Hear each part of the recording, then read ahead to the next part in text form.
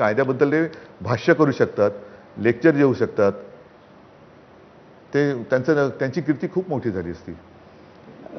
आत्ता माहीमचा जो म्हणजे ह्याच्याबद्दल तुम्ही बोललात, वरळीबद्दल मिलिंद देवरा तिथं आहे, तुम्हाला त्याच्याबद्दल काय म्हणाल तुम्ही?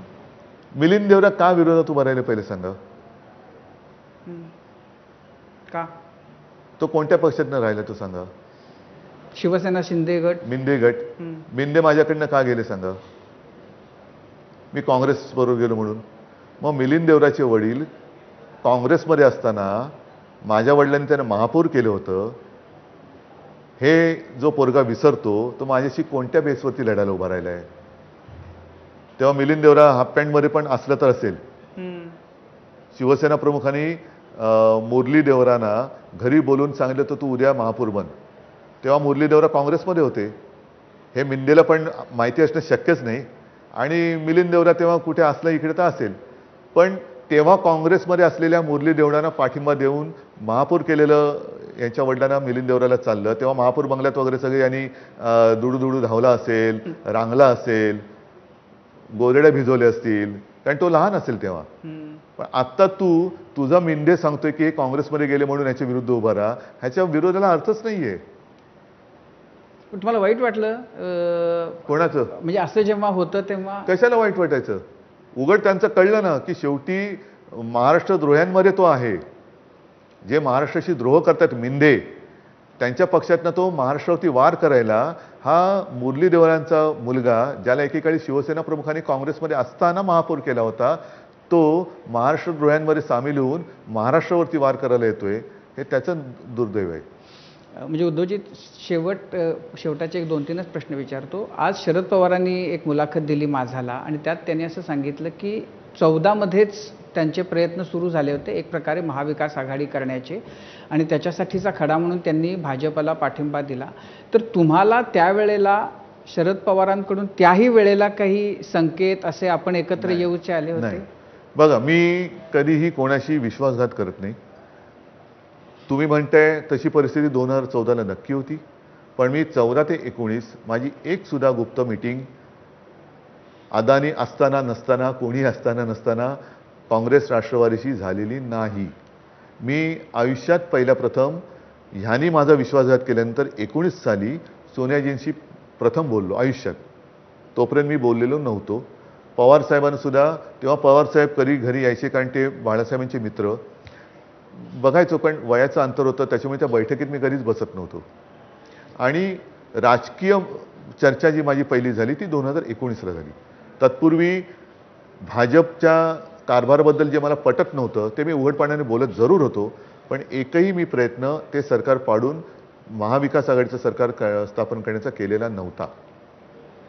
आता तुमचं म्हणजे हे आत्ताची जी तीन पक्ष अशा ज्या आत्ताची राजकीय स्थिती आहे, निवडणुकीच्या नंतर अशीच राहील असं तुम्हाला वाटतं का? गेल्या खेपेला जसं अनपेक्षित उलटे सुलटे लोक काही कोणाही बरोबर गेलं.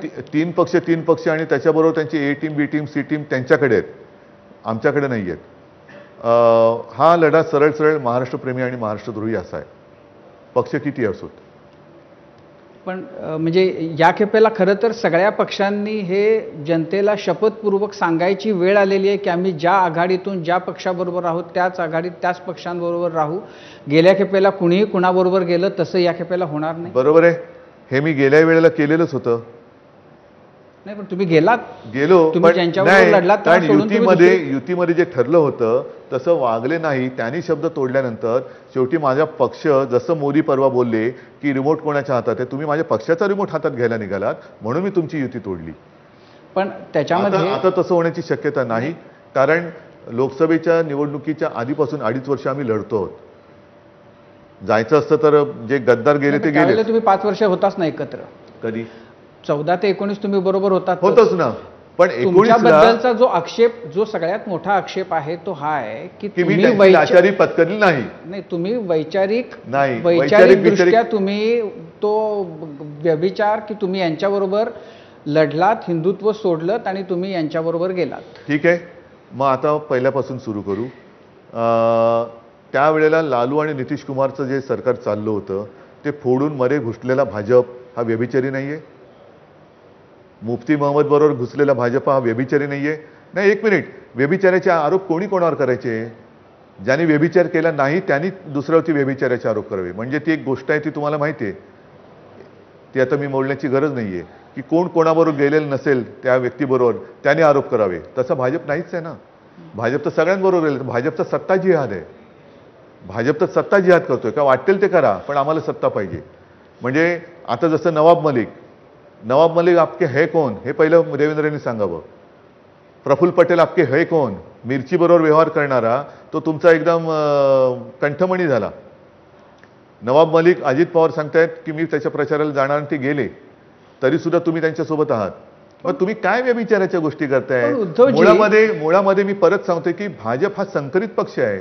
त्याच्या राजकीय गर्भात आता सगळ्या भ्रष्टाचारी लोकांची बीजं आलेली आहेत आणि असा प्रश्न त्याच्या विचारात सुद्धा व्यभिचार झालेला आहे. त्याच्यामुळे त्याच्या आरोपांना मी किंमत देत नाही. पण उद्धवजी, या सगळ्यामध्ये आपण मतदारांना सगळे तुम्ही राजकीय पक्ष आणि नेते तुम्ही मतदारांना फार गृहीत धरताय. म्हणजे नवाब मलिक बद्दल आपण बोलतोय. नवाब मलिक तुमच्या मंत्रिमंडळात पण मी आरोप नव्हते केले दाऊदचा आहे म्हणून. पण मुद्दा असा नाही, इकडेच तुमचा मुद्दा आहे. माझ्या बरोबर होता तेव्हा तो दाऊदचा होता आणि तुमच्या बरोबर आलो तो का बाटाचा झाला?